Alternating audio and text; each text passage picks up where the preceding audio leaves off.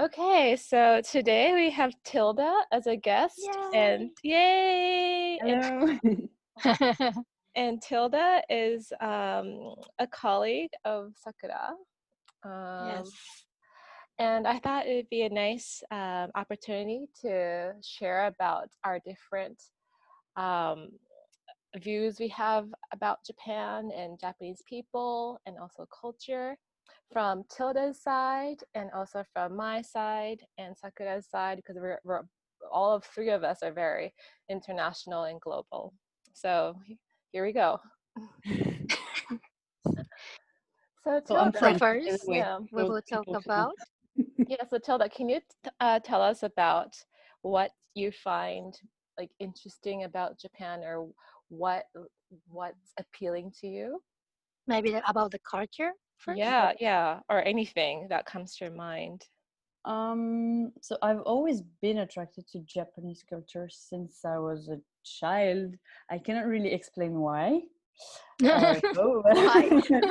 But I mean, I have no specific reason. It's maybe because France and Japan has a special link in the cultural area, I guess. So maybe French people are a bit more exposed to Japanese culture than maybe in other countries. I don't know. I'm not sure. But Can you tell me or tell us do you remember when you had the first encounter with, was it like anime or manga, or was it like a Japanese friend, or do you remember your first contact with the culture? I think when I was like very, very young, I was attracted to kanji. I don't know why. Wow. But I liked drawings. For me, it was drawing. So I was attracted to kanji. So I cannot say now if it was Chinese or Japanese kanji. And then my stepfather gave me I'm sorry, I don't remember the name in Japanese. The temple book where you put the stamps from the temples. Oh yeah. 御朱印帳. Yeah. Yes, okay. So he gave me this. Wow. And I kept it until like 3 years ago, actually. He didn't even Yeah, remember I know gave that. it to me. Actually, now I don't know where it is because I gave it to him like 2 years ago and he lost it. So I kept it for like 25 years and he lost it. But yeah, so just to say, I was attracted to the design, I guess. Yes. So was your stepfather acquainted with the Japanese culture? So both my stepfather and stepmother were working for a very big Japanese company in France. I see. Okay. So for like 25 and 30 years. And they had opportunities to visit Japan, or?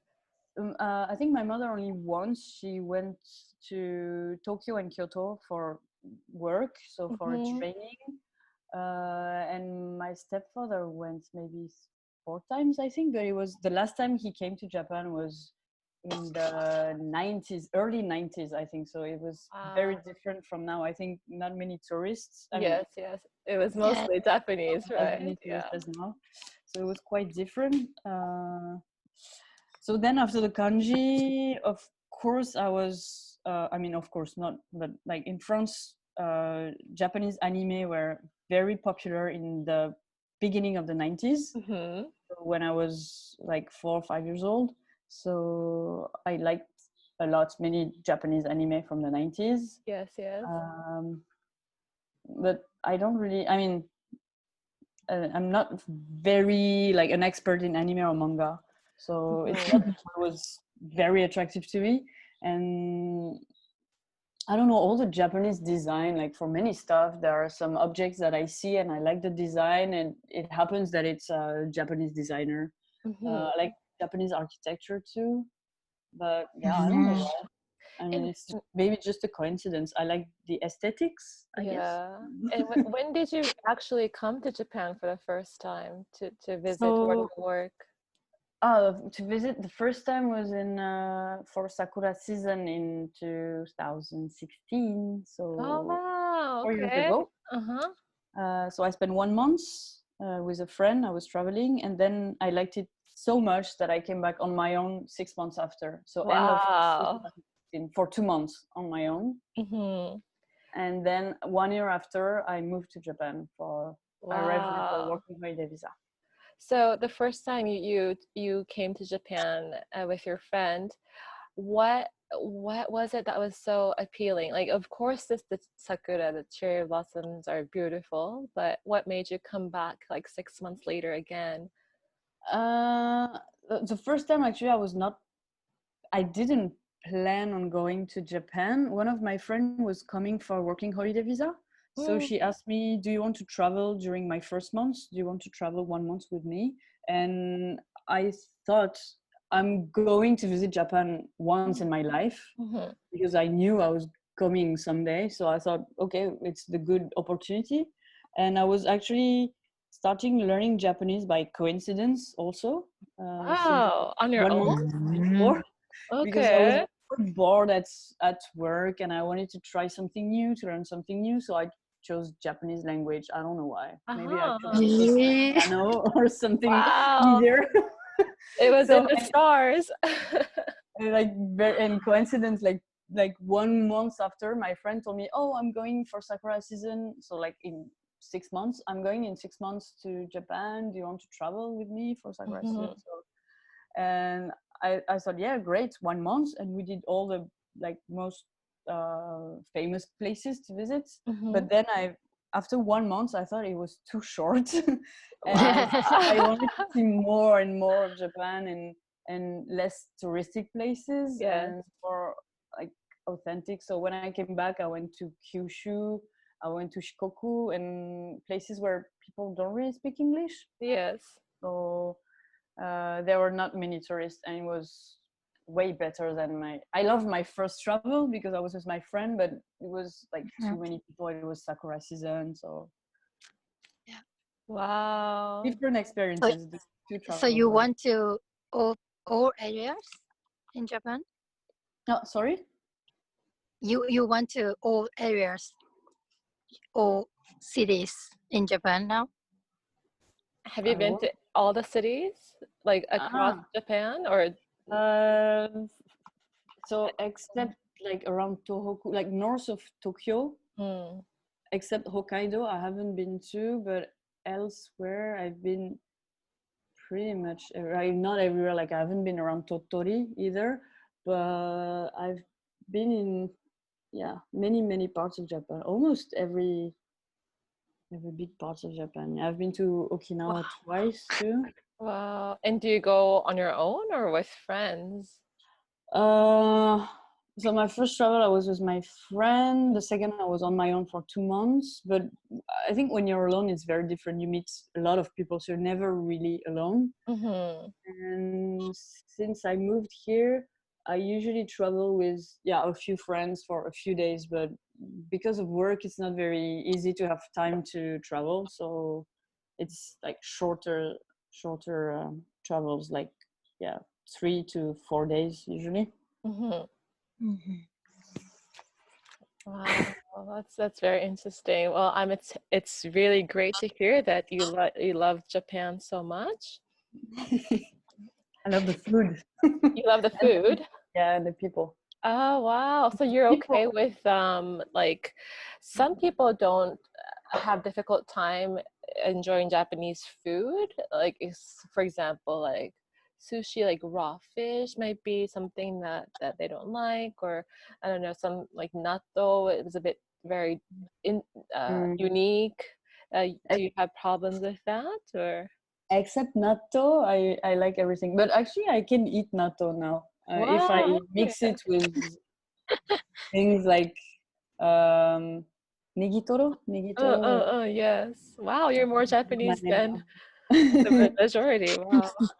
But like only natto like this, I don't know, it tastes even more like cheese than French cheese, so it's very very strong taste, a bit too much for me. But mixed with other things, it's okay now. I can eat it. I'm not a fan of natto, but I can eat it. Yeah. And I know that France has very strong ties with Japan, especially in culture. But what do you find that's different from France to Japan, or what's unique about both of the countries? Wow, that's a Yeah, tough question. yeah. Because what's interesting is I'm the exact opposite. I was very intrigued by the French culture, so I learned French by myself when I was a student, and I ended up in France. And so I can totally relate when you're attracted to some place. But I just found it very interesting that it was the opposite for you. So I just wanted to. What were you attracted in French culture? Oh, because I was doing dance, and ballet originated in dance in France with Louis the 14th. And so I was very pulled into that culture, since it's something of the West, and also because, like, art as in painting, you might go to Italy because it was the birthplace of Renaissance. But then for ballet, the birthplace of the dance and ballet now is in France. And that's why I think I was pulled into that. I understand. Yeah. Yeah, people interested in some kind of, part of culture that originally come from France. And also like people interested in cooking, I guess, like gastronomy. Yeah. Also back to France. But for Japan, I don't know. It's a whole. It's not like the religion part, like temples and shrines. It's more the how do you say, the spirit? I don't know how to say, like the mindset. People are more quite opposite to French people. Actually, of course there are some exceptions, but people try to be more quiet and like in France, people get pissed off very, very easily, and I'm like this, so I know. But like, yeah, we're like, cold blood and hot blood, maybe. So quite opposites, but. I mean, French people always like express their like impression like really like immediately, like not like us. Like we always like try to be calm or like kind of like think a little bit and then like, okay, so we will start this one or something. But they always say like the first impression comes first, and then like, you know, so and then try to analyze the impression. And so we talk, we think, we say, and then we think again, oh, maybe I shouldn't have said that. yeah. That kind of situation I always see. But actually, even with Japanese language, I realized that it's sometimes difficult for me it's a very different way of thinking. For example, to construct a sentence, sentences, when you write sentences, you're supposed to say like the most important part of the sentence. In French, I would say what I think the most important, and then because, like, for example, I'm cold because I went out in bathing suit. I don't know. Yeah. But in Japanese, you would say, I went out in bathing suit kara I'm cold. So yes. So it's opposite. Very, it's so my brain doesn't function like that yet. So it's quite difficult sometimes. So I have to you have to wait until the end to see the impression of the people. Yeah, but I thought, because in my head I think, oh, I'm cold, and then I think, it's because I went out with my bathing suit. I'm stupid. But so I just say it out loud, even like without thinking about it, and then I finish my sentence. It's because I did that. In Japanese, you're supposed to say the cause before and then the result. So maybe that works. Yeah, but also what I find is like there's pros and cons, but I find that there's good also in saying what you think first and then saying the reason why, because sometimes in Japan we all focus on maintaining harmony or peace, at least on the surface. Yes. But there's so many things that get said behind the back, whereas if you put it out up on the table, it's much more simple and you can solve the problem. So yeah, I find that very inefficient sometimes. Yeah, it's a bit frustrating for I Yeah. think for foreigners in Japan, when even when you get close to someone Japanese, you always ask yourself, like, when you offer to, I don't know, to go somewhere and the person say yes, yes, and then you always think maybe he or she says yes, but he doesn't really want to, but he doesn't dare saying it, so you have to insist, like, are you really really sure it's okay to go there? And because Yes. you want to please the other person. When you like someone, you want to be nice, and you don't want to be selfish and only think that I want to go there, so let's go there. So you want the other person to enjoy too. So sometimes it's difficult to know if your Japanese friend or acquaintance really thinks what she or he says. Because I think yes and no are both neutral, and I think it's important to say no at times. But I think in Japan there's so much emotion that come out of no that it makes it almost hard to say no.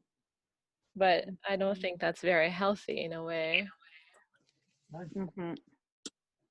Yeah. What do you think, Sakura? It's more simple to say Yeah. no. Yes. But you don't do that kind of things to your French friends? I mean, I insist to ask, do you really want to do this with my French friends? Yeah.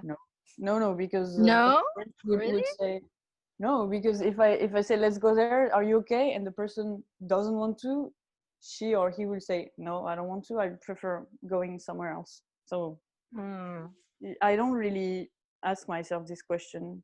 I mean, there are some exceptions again, of course, but many of my French friends are like straightforward, especially if it's like very close friends. You can say anything you want to your friends. You have to be like honest. So I don't really ask myself. I mean, I with some French people, but that I don't really know, or someone like uh like uh I mean, superior in terms of hierarchy, like my boss. I really want to make sure that he wants to go there. Or but with close friends, no, we assume that we can act and talk freely even if we don't agree with each other.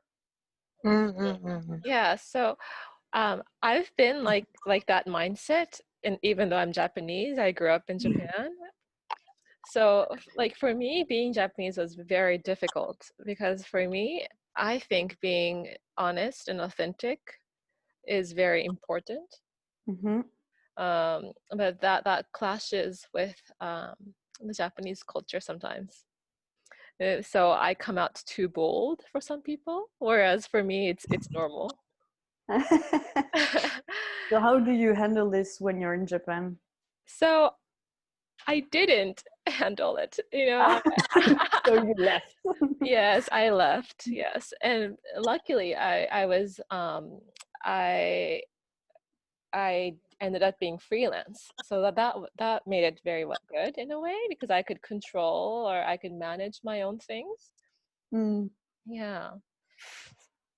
Yes, but I don't know. I think healthy arguments and healthy disagreements are good because then at least you know what the other person is thinking and you can come out with alternate choices, or you can make, you know, if one is no, if one is two is yes, or you know, then you can come up with a third option that you both agree.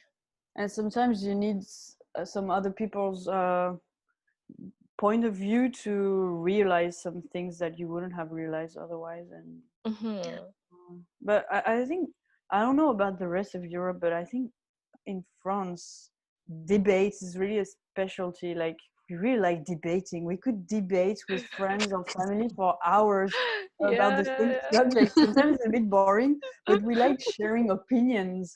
And even if we don't agree with each other, it's always interesting for us to listen to what the other people think. And we sometimes it can I mean, some other people can think like from the exterior that it's quite, from the outside, that it's quite violent in the way we talk, but actually it's not. Like, we just really defend our ideas strongly, and it doesn't mean that if we don't have the same opinion, doesn't mean that we don't respect the other one's opinion and that we're going to get mad at the person, or we're going to not like them anymore, or yes. we usually, I mean, of course there are exceptions, So but we accept each other's. So like in France or in European culture, you already have a mindset that you can have a different opinion than the other person, even within the family member or within close friends, and that's okay, right? Yes. But I think in Japan, when that comes, sometimes if the other person is not familiar with that kind of mentality, then they take it very personally. Yes, I guess so. Even if it's like really not the point, like you shouldn't take it personally. But but I mean, before speaking with people you don't know, sometimes it's quite weird. Like, you meet someone for the first time at a friend's party, for example, and you start a debate with this person that you've met 5 minutes ago. But it can bring like interesting things sometimes. But it's not like only with close people. It can be with anyone. Yeah, it's just to share the opinion and share the thinking. So it's not the bad things, but I think Japanese people, like, not all, but like most of the people doesn't know how to share the opinion, like own opinion, to the public. I think like they don't know how to do. That's why I like Sakura, because she likes sharing opinions. Yeah, we did. Yes, it's important because you can't have communication unless you describe or you present yourself or your ideas or your opinions. Yeah, and like nothing wrong, so it's all right. So yes, but then TILDA, like for Sakura and me, it's a bit more difficult because we are like that, but because we are Japanese and we look Japanese, it comes people attack harsher on us because I guess some foreigners, for Japanese people, it's all gaijin, right? Whether you're European, you're American, you're South African, you're a gaijin in like one category. So people could say, oh, because she's gaijin, or oh, because he's gaijin, he's a bit more independent, and then they can resolve that. But then if it's coming from the same Japanese people, then they take it as a very big shock. Yeah, I see what you mean.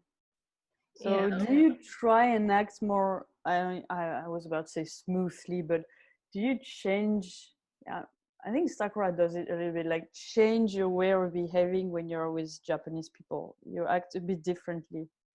Yeah, I think because Sayuri and me being like more than 10 years old together, like we have contact, like we are friends like for more than 10 years old, 10 years. But like I see she she said that she cannot handle it, but I see that she was handling well to the Japanese people. For my side, I couldn't handle it when I was really young. I couldn't handle my like the difference between the really like local Japanese people and me, like have some experience outside and like with the different thoughts, different opinion, and then they will not accept it. So I was like, okay, so I will live here or something. And but she was handling it, I think, well, really well. yeah. Maybe from the outside, but maybe from the inside you were burning. Yes, I was burning. Yeah, I was telling 100%. Sakura, yes, everything. So I stopped expecting So I lowered my expectation, because you know, if you expect them to be like yourself, then they're not. Yeah, so somehow we recognize that they are like different type of the Yes, people, or and like different type of the like. yes, and that's okay. And then for me, my priority was to get the project going, or to, you know, solve the problem. So if I put that in the first priority, then if that is achieved by myself lowering my expectation, then that's the way to go. So I stopped expecting. And I Yeah. stopped, yeah. Sure. Because, you know, there's not going to be anything positive from debating. So yeah.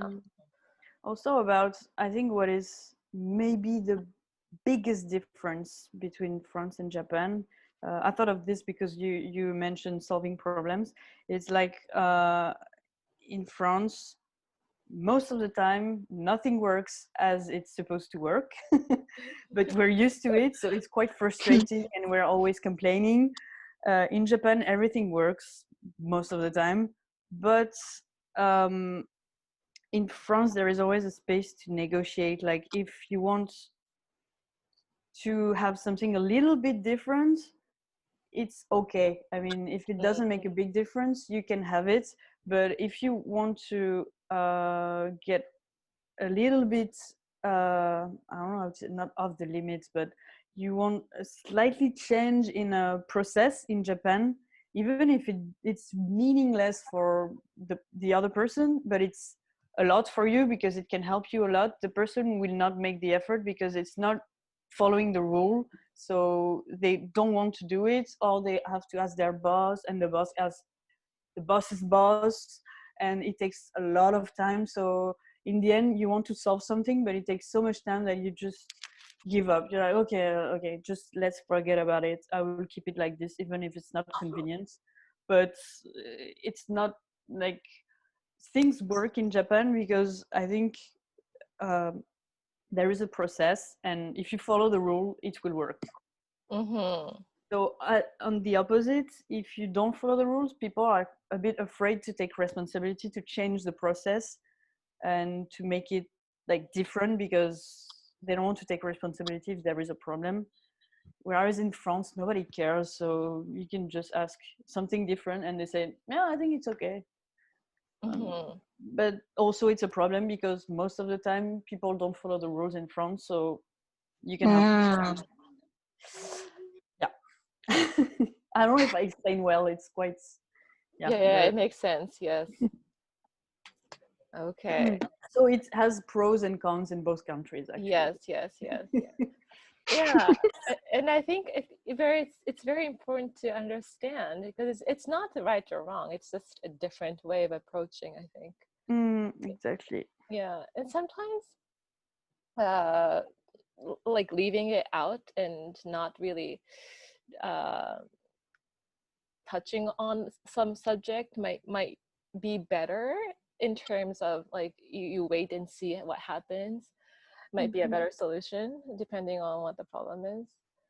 But I think it's just maybe people think differently. So yeah, if you're in the same situation in Japan, like you want to adapt something, you will not think of like asking someone else to help you doing it. Maybe you will try and find another solution to fix your problem than changing a process. Maybe you will use another process on top of it to solve your situation. Instead of trying to change process one, you will just use process one and process two in addition. I don't know. Yes. It's very interesting, I find.